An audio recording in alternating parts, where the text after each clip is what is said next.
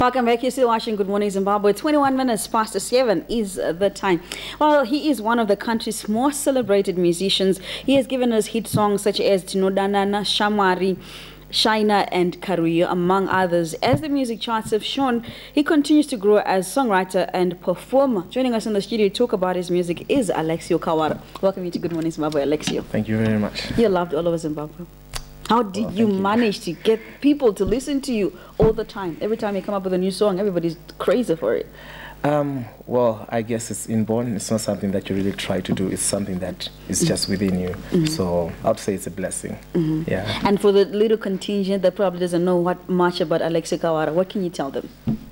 I'm basically a simple guy, born in 1978, which means I'm turning 35 this year. As much as people would like to think that I'm younger. You look younger, you do. Yeah. Blessings. And yeah, I started music in 2000, and I think 99 rather. But I think I started getting known in 2000, and then 5 albums to my name. The last one I released it last year, which is 2011, and so now I'm working on a new album, and yeah, people should just expect something different from me. Yeah. But you know, considering this new generation of musicians, you kind of started late, wouldn't we say so? Or maybe well, I think we were the pioneers of the urban grooves. I think I started when I was 20. That was 22. Okay. When I was 22, I didn't get an opportunity earlier, although I would have loved to start earlier. But yeah, I only got the chance then, and I'm still here up to now. But how would you describe your musical journey so far? It's been hectic, ups and downs, mostly downs, but I think that's what makes you stronger. You know, like if you face more downs when you're up there, you know what to tell people, or you have a history to tell. What are some of the downs? Let us in on some of the downs that you've experienced. Oh, like flops, like shows. You know, sometimes you have an album out and then you expect a certain response from people, like people to buy it, for example, but people just don't buy it. But they're singing it all over. They're singing it all over, so you wonder how they got to know about it. But yeah, it's one of those, like piracy in general. It's just a down for a down situation for most artists, and just maybe getting known. It's difficult to make people listen to you. So yeah, it's been one of those. Too many things to mention, but no. I don't think it's difficult to make people listen to you, but it's probably to get them to sell, because I know so many people, young kids and adults alike, who are singing along to your music. Well, if you like to say that, but you know, I think like maybe to get people to listen to you from when you start singing. But at a certain point when you are there, you know, it's easier to make people understand. And then you call it your breakthrough. Yes, you call it your breakthrough because at least people know you. But you still need to break through to that next level. True. So what would you say is the pinnacle of your career?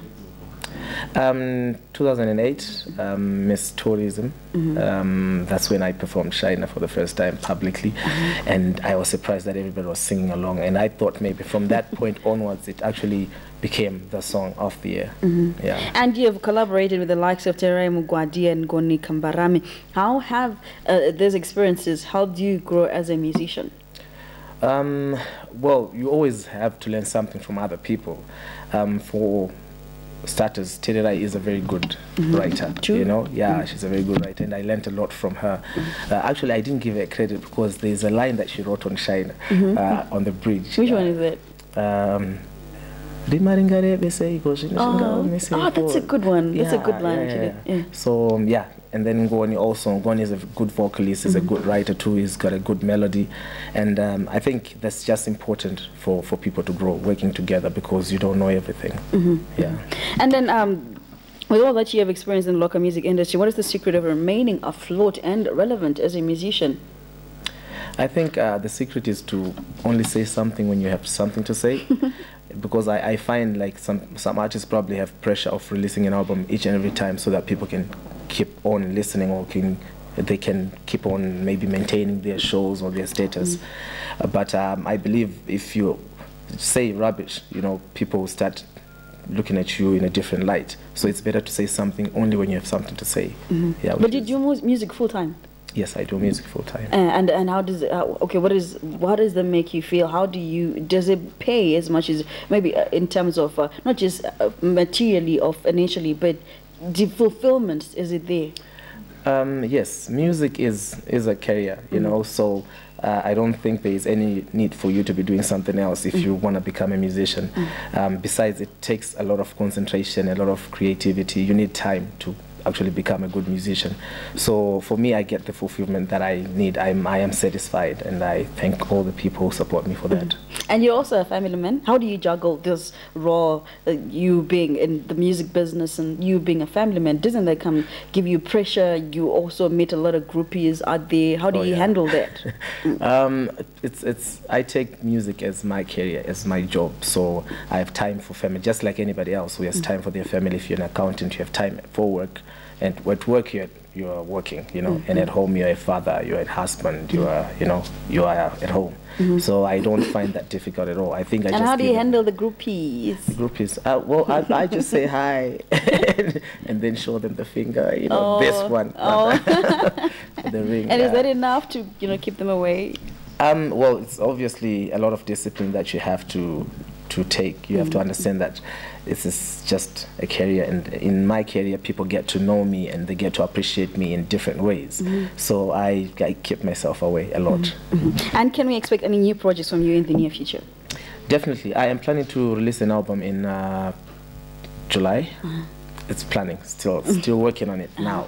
So if it's done, then yeah, people should expect something different from me. Like I always try to bring something different. I don't want to be known as a reggae, raga, rap, or hip hop or a jazz artist. I just want to be called a musician. Yeah. Oh, thank you so much for coming to Good Morning Zimbabwe. But before you go, I'd love to hear something from you. Wow, this is in the morning and the voice and the voice. But it's good like that. Oh, okay. It brings out its own sort of ambience, different morning sound. Okay, since this is morning, let me sing something called Kuchana. I should have brought my mbira. You play mbira also? Yes, I play mbira also. Mangwanani mamba kwedza. Atafumira kumunda kunorima. Ziyaroga rinyorovese pasi. Ona kwa kwidibira. Ichanaya nasi kunze kupisise dinoziva kuchanaya kuchatonorera, and it goes on and on. And which album is this song on? It's on Tose, the current album, the one that I released in 2011. Okay, it's got powerful words though, powerful words. Thank you so much for coming to Good Morning Zimbabwe. All the best in your career. We'll hope to see you one day. We'll hope to write about you as an icon, as a legend in the music industry. I'm sure you're on the road to that. Thank you. All the best. Alexio Kawara, one of Zimbabwe's most celebrated musicians. He has given us hit songs such as Tinodanana, Shamari, Shaina, and Karwio. Good Morning Zimbabwe takes a break. We have more coming up right after this.